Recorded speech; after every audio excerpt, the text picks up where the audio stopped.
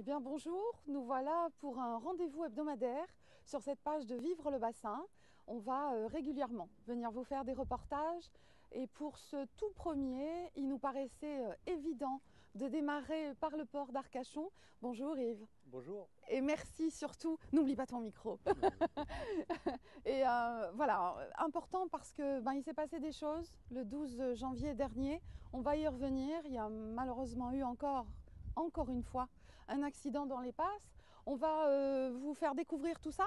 Juste un petit mot avant, Yves, tu es donc le directeur du port de pêche d'Arcachon. Oui, tout à fait, oui. Port important du département. Port important parce que déjà c'est le seul du département, de la Gironde, notre port qui fait 2000 tonnes par an. Et un port qui génère quand même 1000 emplois directs ou indirects par le biais des pêcheurs. Il faut savoir qu'un pêcheur embarqué, c'est 4 emplois à terre. Donc 250 pêcheurs à Arcachon, c'est un millier d'emplois générés par ce porte-pêche. Important évidemment pour notre territoire sur le plan économique. Tu es un enfant du bassin, tout comme moi. Ce bassin, on a connu beaucoup de gens. Malheureusement, certains sont restés sur les naufrages de ces fameux bateaux. Difficile de passer ces passes, justement. Oui, complètement. C'est vraiment le tendon d'Achille du port d'Arcachon. Ces passes. On a malheureusement tous vu des bateaux partir et ne jamais revenir. Stéphanie, l'équipage a pu revenir, mais on a malheureusement connu d'autres qui ne sont jamais revenus, qui ont été victimes de ces passes qui ne sont pas une légende, loin de là. Oui, c'est justement difficile donc de rentrer et de sortir de ce bassin. Et comment ça se passe justement pour les chalutiers, pour les fileyeurs, pour tous ces marins? Parfois, à cause du mauvais temps, ils ne peuvent pas rentrer. Et comment ça se déroule par rapport au débarquement du poisson? C'est une très bonne question, exactement. Alors, ils ont heureusement des météos maintenant qui sont fiables, sur du court et du moyen terme. Quand ils voient des mauvais temps arriver, donc ils partent en pêche d'Arcachon, ils vont en pêche, mais ils ne rentrent plus à Arcachon pendant ces périodes de mauvais temps. Et la criée organise ce qu'on appelle le rapatriement du poisson, c'est-à-dire que c'est déchargé à Royan, à La Rochelle ou à Saint-Jean-de-Luz et ramené par les camions de la criée afin que ce soit vendu à Arcachon pour que l'activité perdure. Et surtout l'objectif, c'est qu'il n'y ait pas de risque pour franchir ces passes. Malheureusement, l'émission d'aujourd'hui confirme mes propos. Et de mettre tous nos marins en sécurité d'abord et avant tout. C'est l'objectif, c'est vraiment la sécurité. Il est hors de question de risquer sa vie pour vendre du poisson à Arcachon. Bien sûr. Eh bien, merci Yves déjà pour ces explications. On va donc retrouver nos deux matelots qui étaient à bord du Stéphanie. Comme on vous l'a dit, ce sont des rescapés, ils ont eu la chance, et le patron et eux, de pouvoir arriver à bon port, comme on dit. Mais pour ça, on a choisi de les interviewer à eux parce qu'il y a déjà eu des reportages par nos confrères de France 3, notamment du patron, Barbiche, puisque tout le monde, tout le monde le connaît sur son surnom ici sur le port. Je voulais rajouter que simplement qu'ils n'ont pas eu que de la chance, ils ont surtout eu le bon geste au bon moment. Oui, et on va en reparler avec eux. Mais voilà, je vais prendre le temps de m'installer avec eux. En attendant, on vous repasse les images de nos confrères de France 3 sur ce reportage du 12 janvier dernier. Ils ont ramassé le bombard et Au bout du fil, un collègue, un pêcheur, qui a récupéré le canot de sauvetage du Stéphanie. 10 jours après le naufrage, Michel dit Barbiche doit gérer l'administratif. Sa licence, l'assurance, la banque, les engagements auprès des AMAP à qui il fournissait du poisson. Ses deux collègues, encore choqués, pourront reprendre le travail dans quelques temps. Heureusement, il y a la solidarité des gens de mer. Tout le monde était touché pour ce qui s'était passé pour Michel et Stéphanie. Moi, j'avais dit à mon équipage qui était sur le pont, les pauvres, ils étaient effondrés. Sur le coup, ça fait vraiment un choc. Ils ont tous un mot, une tape dans le dos, un souvenir à partager avec lui et puis cette cagnotte, à la demande des professionnels et pour les trois hommes, pour les aider à voir venir. Mais Barbiche n'oubliera pas cette matinée du 13 janvier. Je m'avançais doucement, j'avais des fonds de 9-10 mètres. Donc 9-10 mètres avec la houle qu'il y avait, il ne devait pas y avoir de problème. Et quand je me suis retourné, j'ai vu deux énormes vagues m'arriver dessus. Je suis regardé, elles étaient transparentes. Et là, ma première réaction a été essayer de mettre le bateau de cul à cette vague. Donc j'ai écrasé les manettes de gaz. Et j'ai pas eu le temps de mettre le bateau complètement, elle m'a coffré. Voilà, je l'ai vu un poil trop tard. Une seconde vague scélérate retourne alors le bateau, projetant Damien et Johan par-dessus bord. Michel, dans la cabine, mettra plus de temps à sortir. Cette histoire rejoint celle d'autres marins moins chanceux qui ont péri dans les passes du bassin d'Arcachon. Un bassin dont on pense, à tort, les eaux bien tranquilles.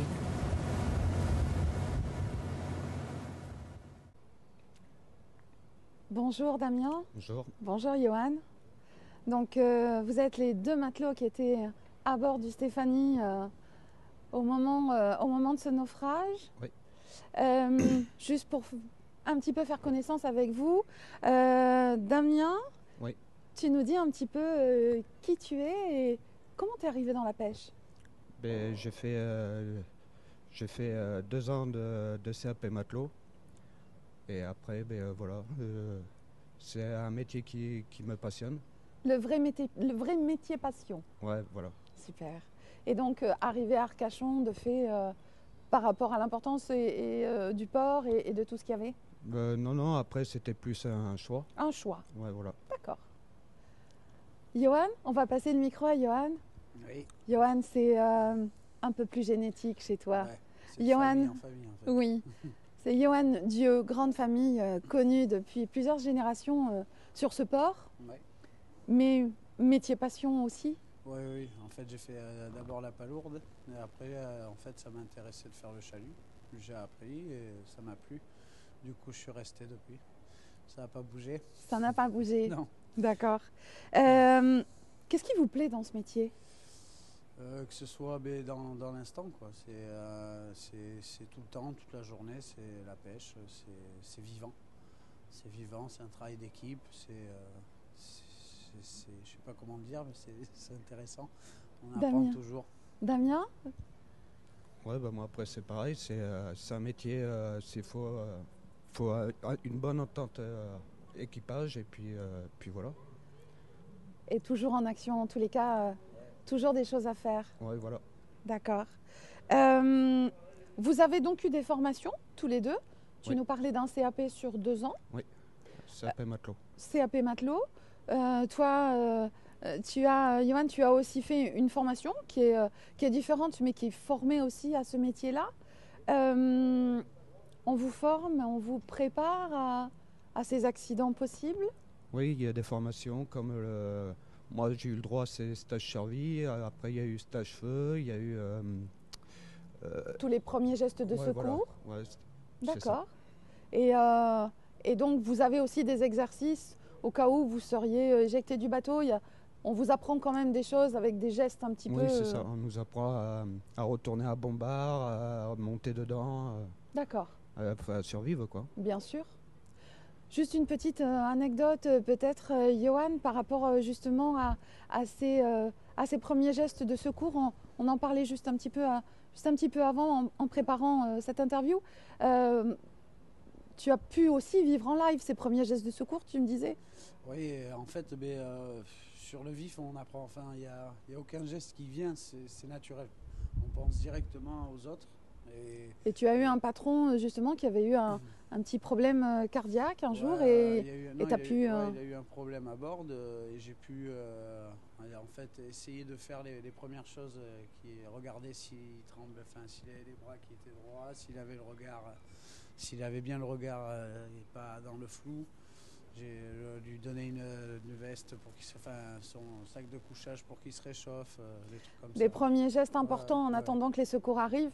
Donc il y a au moins dans ces formations, il y a des trucs intéressants. Il y a des choses, mais en revanche, on n'est jamais prêt à vivre ce que vous avez vécu. On est bien d'accord? Non, après c'est à l'instinct, quoi. Ça vient disons que on fait ce qu'on ressent sur le moment de bien, quoi. Bien sûr. On pense d'abord aux autres. Par rapport à ça, il y a aussi quand même des choses qui ont beaucoup évolué parce que ça n'existait pas il y a encore une bonne vingtaine d'années. Vous avez quand même une tenue spécifique pour vous mettre à l'abri quand même en cas d'accident. Quelle est votre tenue en fait à bord? En fait, on a un ciré, une capote. Il y a aussi une combi de survie, mais celle-ci est dans la couchette. C'est des trucs qu'on n'a pas eu le temps parce on a pris la vague, on avait directement le VFI. Alors, c'est quoi le VFI? Le VFI, c'est un gilet de sauvetage. C'est un gilet de sauvetage assez rétréci comparé à ceux d'avant, les gros oranges et tout. Et ça permet d'avoir la tête qui flotte si on s'assomme, enfin qu'on se noie pas avec eux. Vous avez quand même, des choses pour... Ouais, pour flotter si vraiment on Absolument. Une aide à la flottaison. Ouais. Une aide à la flottaison. Ah ouais. Je rappelle pour ceux qui nous retrouvent juste maintenant, on est en direct, c'est notre première émission, on est en direct sur le port avec les 2 matelots qui ont fait partie de cet accident qu'il y a eu dans les passes sur le Stéphanie, un fileyeur, on va y revenir, et qui heureusement sont tous rentrés vivants. C'était le 12 janvier dernier d'ailleurs. Vous allez le retrouver sur le compte bien sûr et sur la page de Vivre le Bassin. Une cagnotte litchi a été ouverte pour les aider à redémarrer parce que c'est très difficile, très compliqué. On va revenir là-dessus. Le Stéphanie, c'est un fileyeur, c'est-à-dire c'est pas un chalutier, c'est plus petit. C'est quoi exactement? C'est un bateau où en fait on pose des filets, on les laisse travailler dans l'eau avec la houle. Le poisson, la houle permet au filet de bien travailler et de pêcher le poisson. Et là, au chalut, c'est différent. C'est un filet qu'on traîne. On drague plus avec un filet. Enfin, c'est une sorte de drague flottante, quoi, parce que dans l'eau. Et donc vous, sur ce fileyeur, vous êtes 2 matelots et le patron. Oui, C'est ça. Hein, le fameux Barbiche, Michel Faugerolles. Et donc, vous partez combien de temps en mer? En fait, quand vous partez, c'est pour combien de temps? Du matin à 6h, 4h ou 6h du matin. Et on revient le soir, 17h, suivant ce qu'il y a eu comme poisson. S'il y a eu beaucoup de poissons, on revient plus tard. S'il n'y a pas eu de poissons, on revient plus tôt. Dans tous les cas, voilà, vous rentrez, vous y allez, vous repartez aussitôt.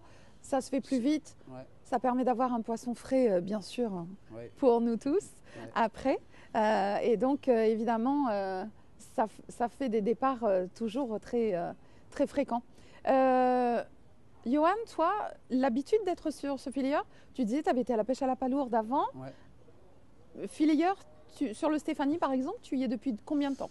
4 mois, ça fait 4 mois que j'y étais. Ouais, 4 Et toi, mois, Damien? 5 mois. Ouais. Habitué à ce bateau? Oui, moi ça fait pratiquement 4 ans. Je sais pas trop exactement, mais ouais, entre 3 et 4 ans. Entre 3 et 4 ans? Mm. La mer était ce jour-là vraiment complètement démontée, comme on dit, hein, dans ce milieu-là. Vous avez l'habitude de sortir par des gros mauvais temps comme ça? Non, Ou non. comment ça se passe? C'est après, pardon, on regarde la houle par VHF. Et si vraiment il y a trop, on sort pas, quoi. Voilà, ce que disait Yves Hersfeld tout à l'heure, c'est vrai qu'aujourd'hui la météo nautique est vraiment très fiable. Aujourd'hui on a ce qu'il faut en matériel pour vous donner toutes les informations avant que vous preniez tous la mer. C'est ça. Et, mais tu n'avais jamais vu à ce point-là, Non. depuis que tu es sur le Stéphanie, Non. un temps comme ça? Non, des vagues comme ça, non. Les deux vagues, c'est la première fois. Vous étiez sur le retour, vous étiez en train de rentrer, Ouais, on est. donc C'est ça. les caisses remplies de poissons. Oui. On reparle un peu de cette expérience, si vous voulez bien. En rentrant, quand on a vu la première vague, moi, au départ, je commençais à laver le poisson. Et quand j'ai vu la première vague, j'ai de suite arrêté. Puis la première vague m'a limite éjecté du bateau. Et moi, j'ai pris tout le poisson sur moi, tous les bacs. Et pour faire contrepoids, parce que j'avais pas vu la deuxième, pour faire contrepoids, j'ai poussé les bacs avec les pieds pour essayer de rééquilibrer le bateau, quoi. Bien sûr.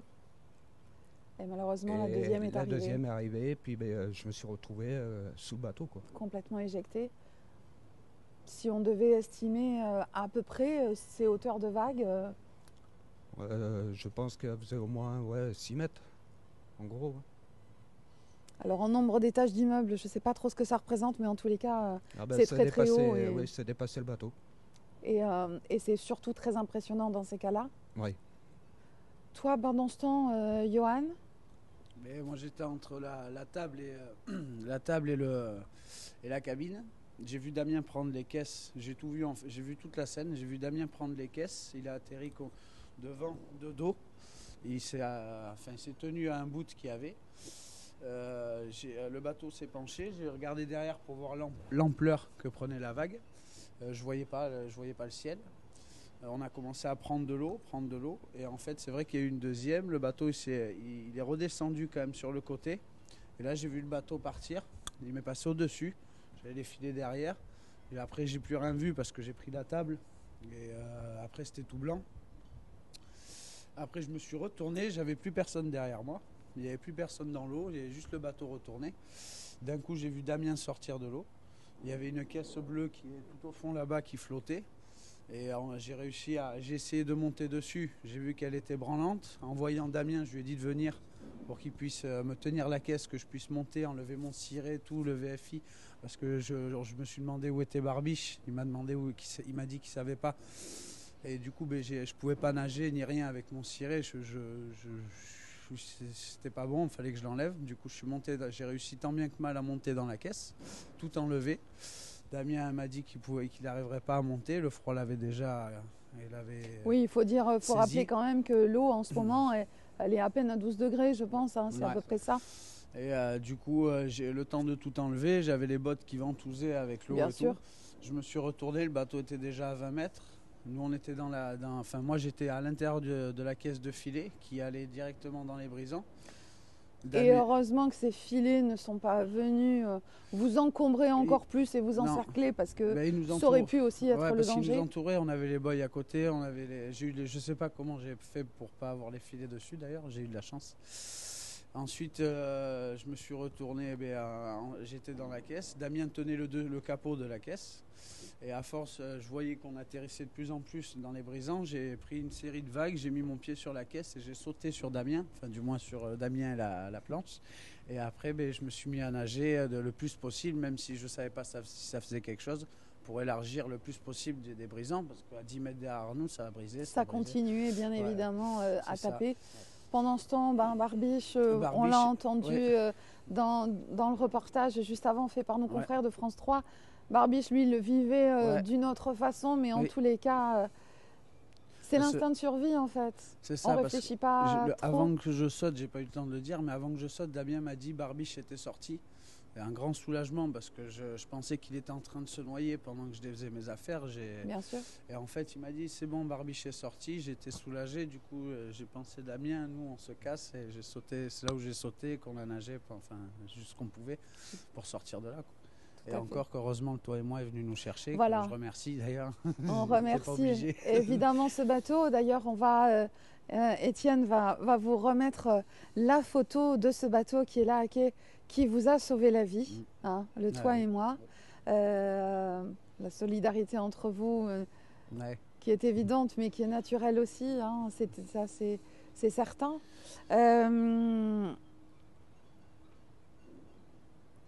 Est-ce que, à votre arrivée à terre, il y a eu un accompagnement qui est proposé?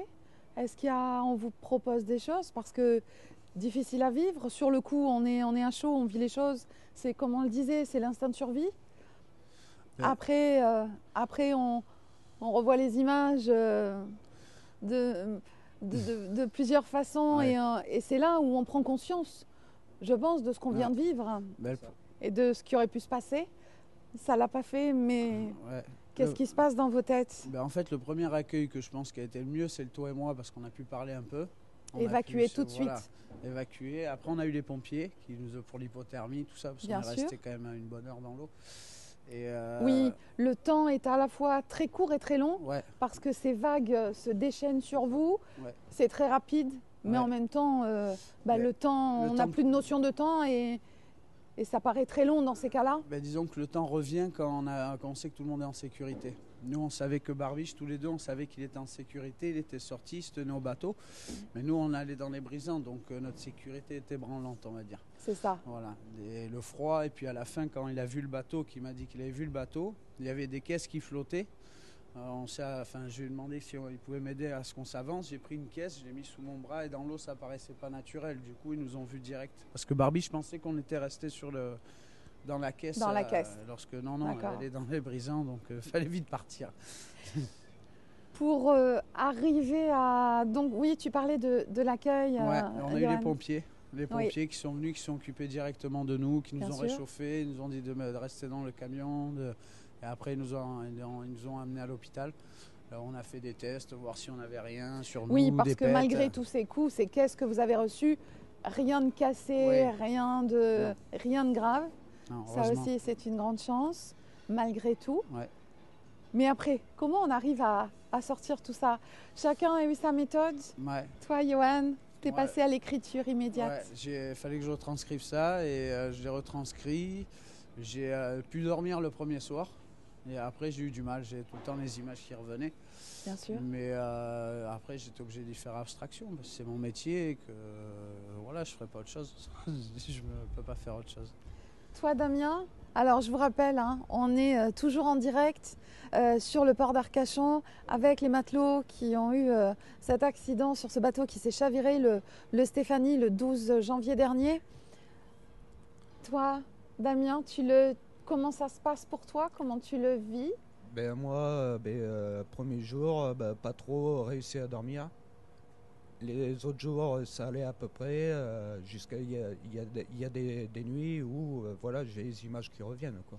Une cellule psychologique vous est proposée? Oui. Bon, chacun le vit comme il peut. C'est ça. Est-ce que tu es reparti en mer, toi, depuis? Non. Je préfère me vider la tête, plus trop penser à ce moment-là, quoi. Il faut que tout ça soit... Ouais, que ça passe. Que ça passe. Et toi, Johan, tu as repris la mer? Oui, oui, j'ai repris la mer. Là, j'ai fait 15 jours de marée. Là, on est avec ce temps. Mais sur un chalutier? Chalutier, oui. La vedette, je pense pas que j'y repartirai. C'est risquer sa vie. Tous les jours, on passe la passe. Et maintenant, elle a trop changé. Elle est trop dangereuse. Enfin, pour moi, après... Sur les chalutiers, ça veut dire un bateau plus gros? Ouais. Un peu plus de sécurité, un peu plus lourd en tous les cas, un peu plus de tenue sur l'eau. Oui. C'est pas que le filayeur soit non. en totale insécurité, mais ce sont des bateaux qui sont plus petits. Ouais. Et ça veut dire aussi un chalutier, vous partez en mer 3-4 jours, un petit peu plus longtemps? Oui, plus longtemps. Ouais. On franchit moins ces passes? Ouais, on les franchit moins et après on n'est jamais à l'abri. On n'est jamais à l'abri d'une scélérate ou quoi que ce soit. Mais c'est pas tous les jours la passe. C'est pas la passe, c'est pas un jeu. Non, c'est pas un jeu. Et puis il faut quand même préciser que la pêche, elle n'est pas dans le bassin. Hein, pour ces professionnels, il faut franchir obligatoirement ces passes pour aller chercher le poisson. Donc dans tous les cas, de toute façon, voilà. Mais en le passant tous les jours, en les franchissant tous les jours, c'est à risque. C'est le risque qui est plus important. On rappelle évidemment la cagnotte Litchi. Pour vous venir en aide, elle n'est pas clôturée, alors allez-y, ils ont besoin de votre aide parce qu'aujourd'hui c'est difficile, parce que les assurances mettent du temps, parce que ça va vous aider sur plein d'autres choses dans tous les cas, donc n'hésitez pas, on va vous le remettre sur le compte de la page Vivre le Bassin. C'est la cagnotte Michel Faugerolles et l'équipage du Stéphanie. Merci beaucoup en tous les cas pour votre témoignage, parce que on sait que c'est toujours difficile de vous faire revivre ça. Dans tous les cas, on avait entendu votre patron qui, lui, l'a vécu, lui, à sa place et par rapport à là où il était dans le bateau, etc. Ouais. C'était important pour nous, en tous les cas, de vous donner la parole et de vous refaire vivre ça, mais surtout de faire découvrir votre vie au quotidien, voilà, à toutes les personnes qui nous suivent sur Facebook, Instagram. C'était important, en tous les cas, pour nous, ça l'était. Pour moi, encore plus. Issue d'une famille de marins, ça me touche encore plus. Merci beaucoup, messieurs. Et puis surtout, bon courage pour la suite. Johan, tu es bien reparti sur le chalutier. Damien, on espère que tu vas pouvoir retrouver tes marques dans ce métier qui, pour toi, est une passion. Pouvoir retrouver tout ça, ton envie de repartir. On te le souhaite en tous les cas, c'est sûr, ça va le faire. Donc merci beaucoup messieurs, merci à vous de nous suivre et puis on vous donne rendez-vous hebdomadairement, mais ne vous inquiétez pas, on viendra vous réexpliquer ce qu'on va venir faire sur Vivre le Bassin pour vous faire découvrir ce magnifique territoire. Merci, bon week-end à tous, à bientôt.